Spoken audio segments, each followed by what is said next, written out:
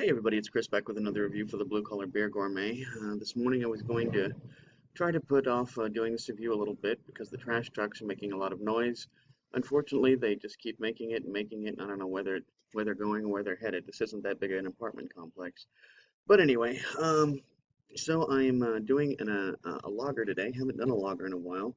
Um, and this is it's from a brewery that I'm familiar with, have had plenty of beer from, and that is the Victory Brewing Company. This is their homegrown American lager. It has an ABV of, it was on the can, ABV of 4.8. Yeah, there we go, 4.8. I paid $1.99 for this 12-ounce can, and Victory Brewing Company is out of Downingtown, Pennsylvania. So there you have it. I didn't know that they were a Pennsylvania beer. Somehow in my head I thought that they were Colorado.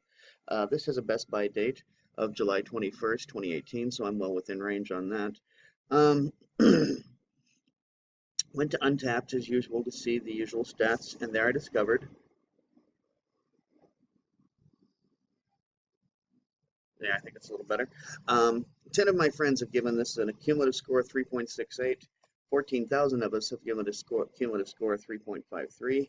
Beer Advocate has 157 rankings, and they gave it a 3.74, which on Beer Advocate scale is a good beer. It is a combination of a great number of hops. I mean, when you hear this hop profile, you're going to think it sounds more like an IPA than a lager. But the hop profile is Centennial, Mosaic, Azacca, Cascade, Chinook, and Citra hops. So we've got plenty and plenty of hops for sure. I guess I can give you a little information about lagers. Lagers are usually cold brewed, and sorry, just watching my kitty chasing a cat, or chasing a dog. They're usually cold brewed and are bottom fermenters. So there you have it. There's the rundown. There's not a whole lot more to be said about it.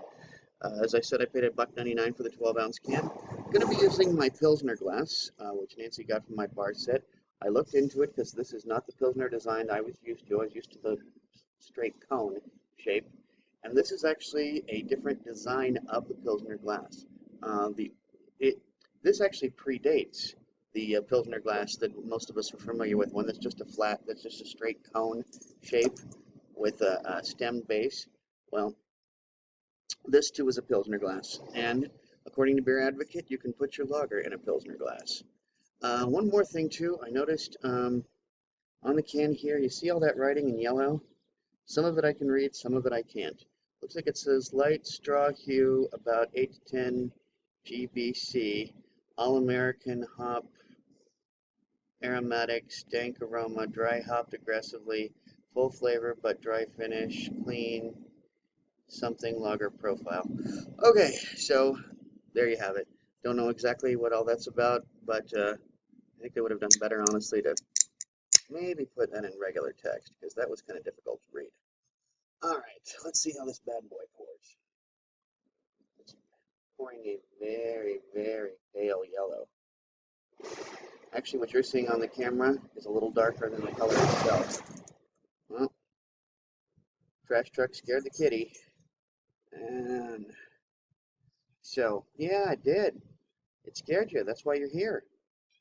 Okay, I'm going to describe that as medium-high carbonation. Give it a rest. Um, Medium-high carbonation with a light straw color.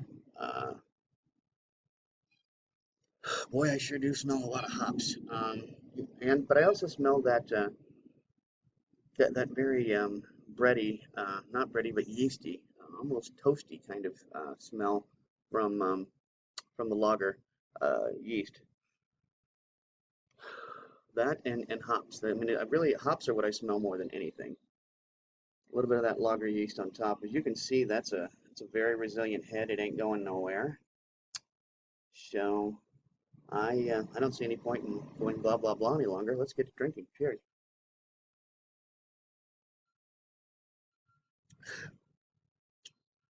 Hmm.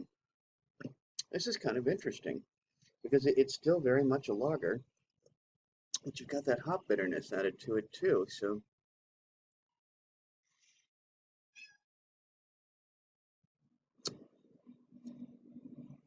Hops are really what you taste more than anything, but there's also that give it a rest. Sorry. Maybe if I hold you, you'll be quiet. Okay. So it still has that clean flavor, like you would expect out of a lager. It has that little bit of just slightest yeasty smell in the aroma. Lots of hops coming through on aroma, lots of hops coming through on tongue.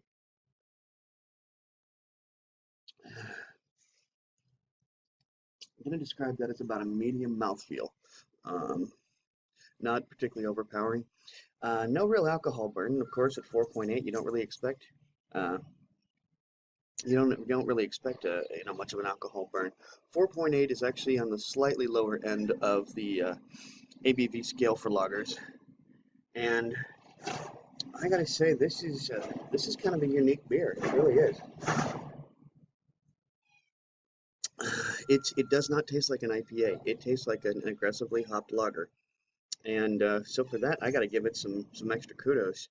Um, it is a good beer, and because of its uniqueness, I'm going to give it a 4.0 because it's in a 12-ounce can. It's getting a 4.25. So I gotta say that's a pretty good beer. Hang on just a second. You. So until next time, drink good beer. Don't break the bank doing it, and cheers.